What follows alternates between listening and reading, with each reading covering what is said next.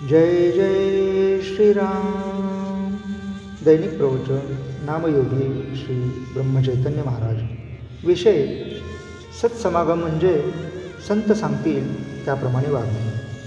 श्री महाराज म्हणतात, कोणत्याही मंगल कार्यात सर्वाआधी गणपतीचे आवाहन करतात आणि सगळे कार्य संपले की सर्वांचे शेवटी त्याचे विसर्जन करतात.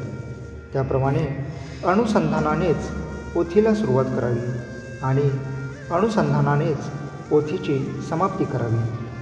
लौकिक कार्यामध्ये गणपतीचे विसर्जन झाल्यावर आपण शिल्लक उरतो, पण अनुसंधानाचे विसर्जन करताना आपणही त्यात नाहीसे व्हावे. जसे ठेवायचे असेल तसे ठेवा, पण आपला विसर पडू देऊ नका, एवढी भीक घालावी, अशी गुरूंच्या चरणी नम्र प्रार्थना करावी. भगवंताला विसरून भजन करू नका. भगवंताची आठवण ठेवून भाजी जरी आणली तरी त्याचे श्रेय जास्त आहे. जगाच्या लाजेला घेऊन भगवंताला अंतर देऊ नये.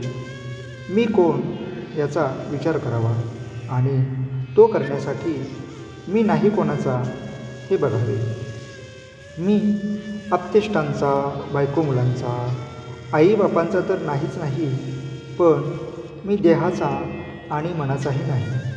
असे करता करता जो राहील तो मी. खरे समाधान एकपणात आहे, अद्वैतात आहे.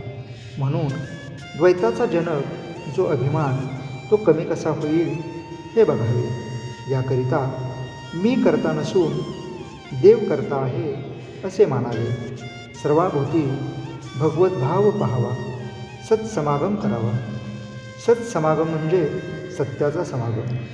सत्पुरुषाच्या वचनावर विश्वास ठेवून त्याप्रमाणे वृत्ती बनविणे हा खरा सत्समागम आहे. संतांवर अनन्य श्रद्धा ठेवा. त्यांच्या चालीने चाला. त्यांच्या समागमात दैन्य मानू नका. जे तुमची एकसारखी विषयातली नडच भागवतील ते संत नव्हेत. खरे संत विषयाची आसक्ती कमी करतात. अशा संताला शरण जावे. निर्विषय चित्त संतांनाच करता येते. संत हे ईश्वर दर्शनाची तळमळ उत्पन्न करतात. तळमळ उत्पन्न करून देणे ही संतांची कामगिरी. संतांची भाषा तळमळीची असते, म्हणून ती तळमळ उत्पन्न करते. संत सांगतील त्याप्रमाणे वागावे. जग संतांशिवाय असणेच शक्य नाही. जे देहात दिसले पण वस्तुतः देहातीत राहिले ते संतच होत. आम्हाला त्यांना ओळखता येत नाही, याला काय करावे? नामाच्या योगानेच संत ओळखता येतात, जोडता येतात आणि टिकवता येतात. जो भगवंताचे नाम घेईल त्याला संत भेटेल आणि तो त्याला भगवंताची प्राप्ती करून देईल. त्याचे कुठे अडणार नाही. पण जो नुसत्या शब्दज्ञानाच्या मागे लागेल त्याला आसक्ती सुटणार नाही आणि त्याचे जीवन सार्थकी लागणार नाही. आजचे बोधवचन.